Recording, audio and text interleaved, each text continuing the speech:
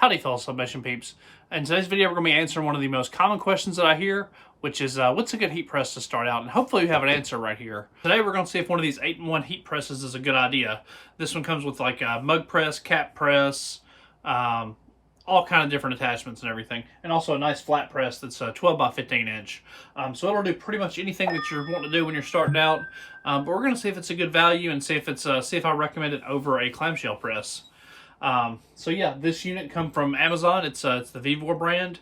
They were nice enough to send me a demo unit just to try out and everything. Overall, it feels really good. We're going to just go ahead and dive on into it and see what we think about it.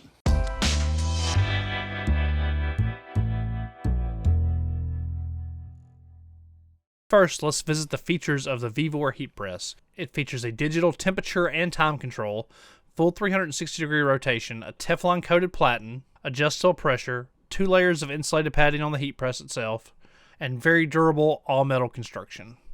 So what exactly makes it an 8-in-1? First, there's a 12 by 15 platen press. There are both 5-inch and 6-inch plate presses. There's a hat press, and there are 4 different mug presses, which include a 6-ounce mug press, an 11-ounce mug press, a 12-ounce latte mug press, and a 17-ounce mug press. Next, let's go over specs. The listed specs are at 1050 watts, which at 110 volts, that puts it at 9.54 amps. It features adjustable heights to press different thicknesses of material. The temperature ranges from 0 to 480 degrees Fahrenheit. The time can be set from anywhere from 0 to 999 seconds. Overall weight is about 67 pounds. It primarily features a metal construction with plastic, only in places that it makes sense. It also has a metal base that's completely mountable to any table.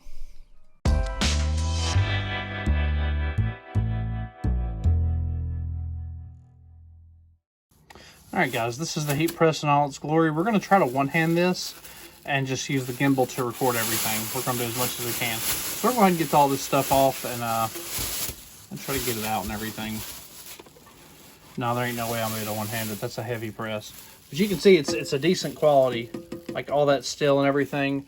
Overall, it looks like a good press. We'll go ahead and get it out and get it set up. Alright guys, first things first, we're going to go ahead and get the heat, pick the heat press up. Go ahead and set it right down on the table.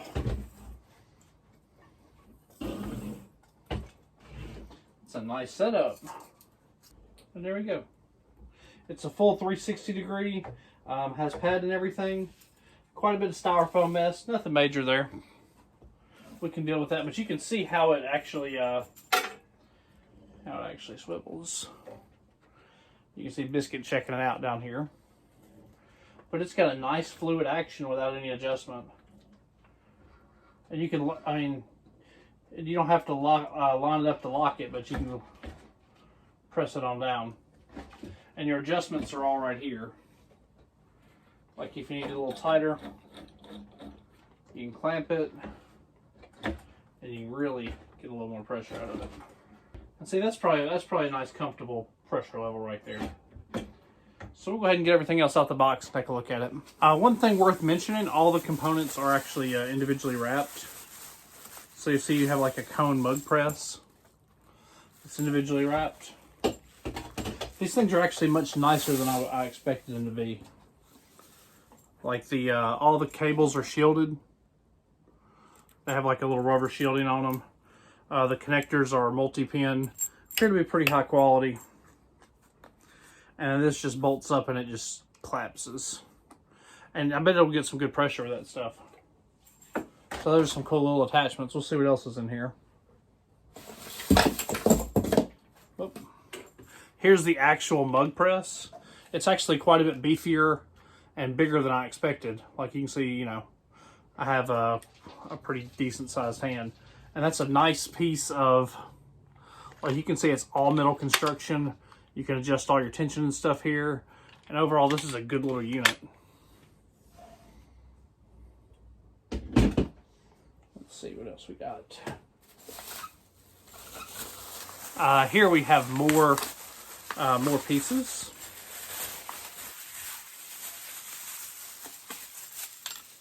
This one is, it looks like a smaller coffee mug. Looks like this is a regular size mug if I had to guess.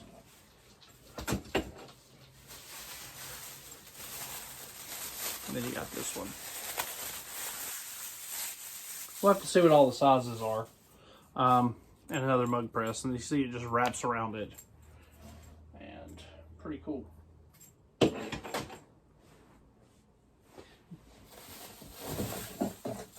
Now for the other fun stuff. These are the hat presses and all that. Go ahead and get that going. Let's see. This right here is the hat press. Well, hit myself in the face with it, but yeah, that's and you can see all the connectors are the same. They just kind of connect to the heater that provides the power for it. Same thing with these. These are just plate presses for various sized items. Similar connector, same kind of sheathing material. Nice, very heavy pieces. Very nice quality.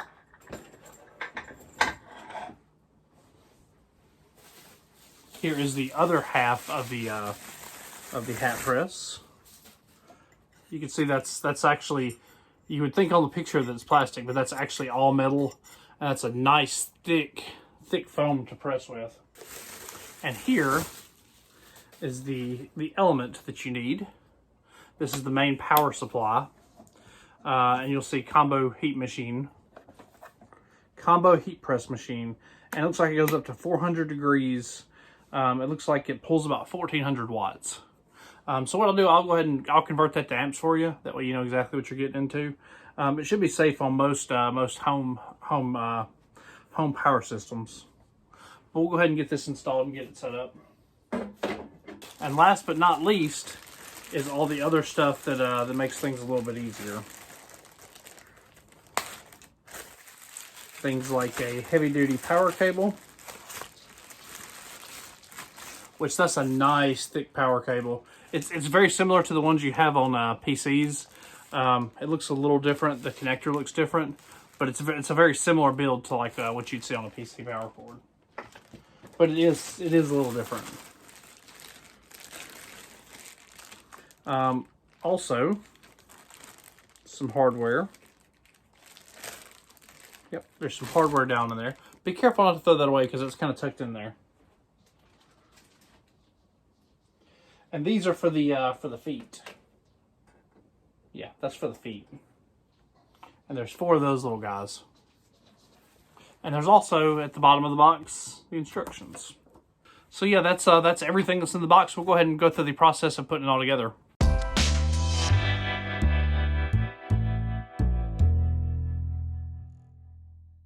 Alright guys, this is my opinion on how I think you should install the feet.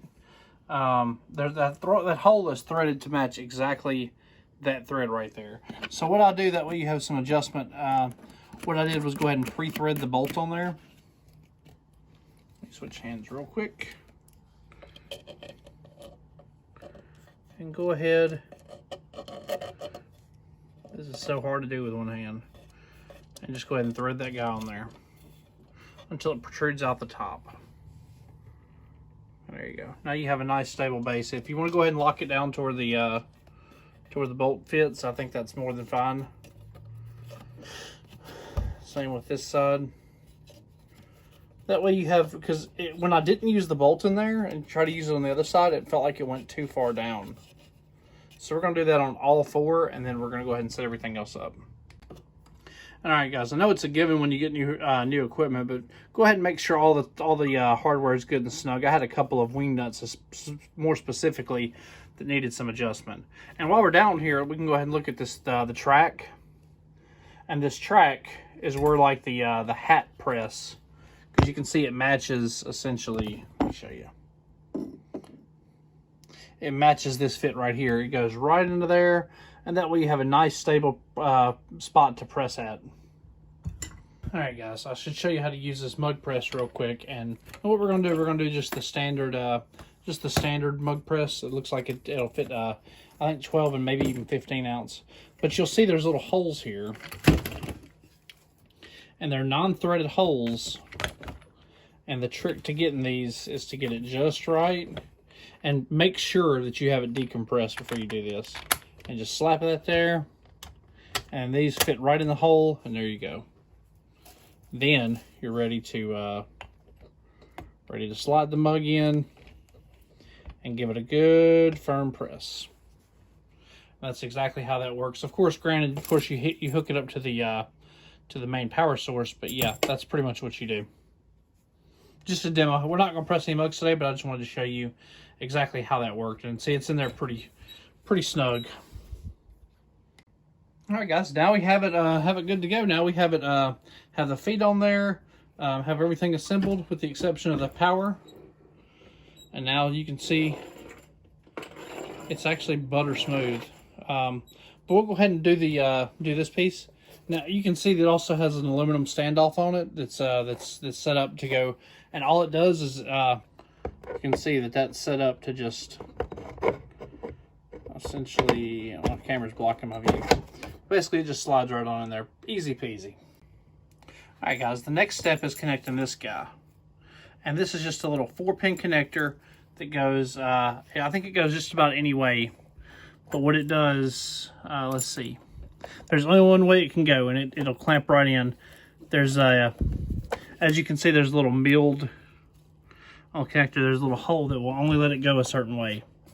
So once it clamps in, you can do it, and then you can just thread it shut. And we know it's good and secured, not going anywhere. And we can swivel it on back around, and we're good to go. All right, the next step is to pull the power cord and go ahead and just do this. And all we're gonna do, I'm gonna show you where we're gonna hook that. We're gonna hook that guy right here. And all we're gonna do, just like hooking up a PC power cord, goes a certain way and you just plug it on in, nothing major.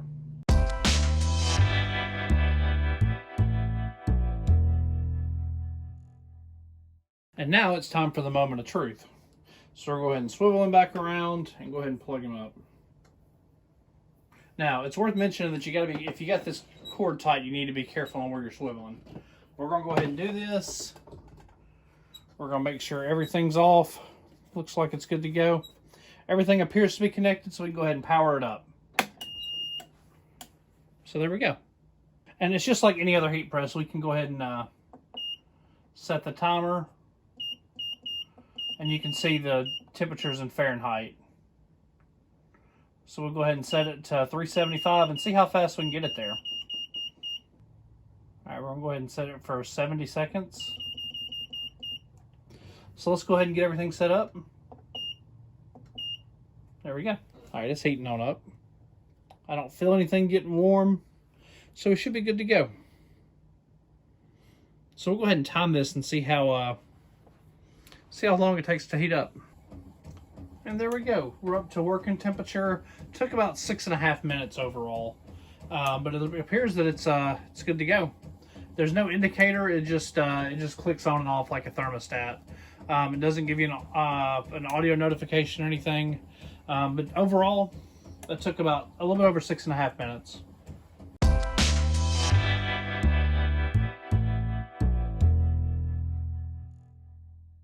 All right, guys. So if you're curious, it took around 6.5 minutes to fully preheat to 375 degrees, which isn't that bad, to be totally honest. It's not a bad time at all.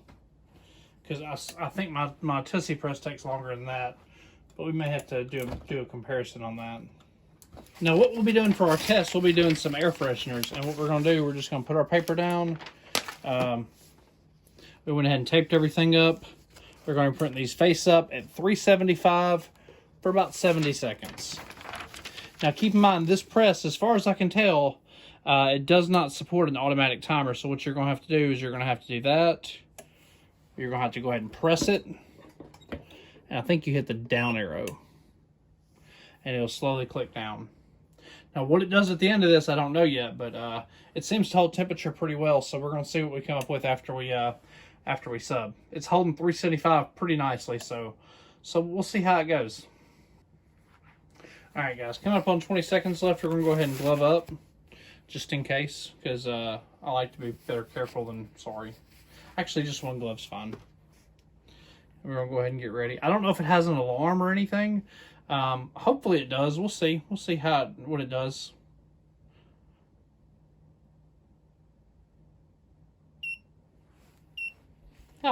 Nice little alarm. So we're going to just up it, and we're going to push it on out the way. And there we go. Do you have to hit the down arrow again? Yeah, there we go.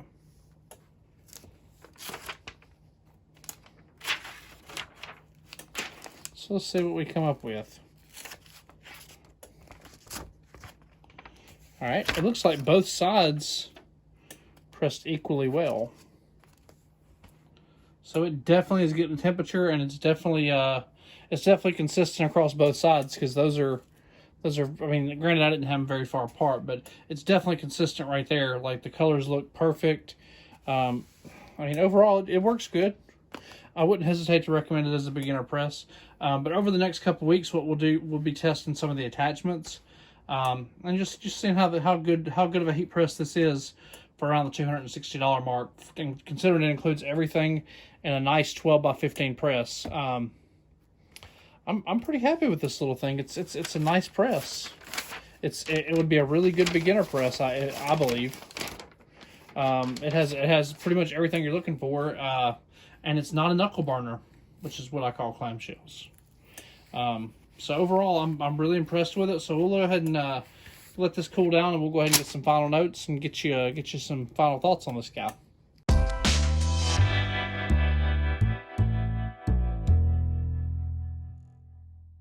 So, all right, guys, that's pretty much a wrap on this thing. Again, this is the Vevor heat press from Amazon. Comes with multiple attachments. It's an 8-in-1 heat press for under $300. And matter of fact, if you use the link in the description below, you can save an extra 10%. Overall, it is a good little heat press.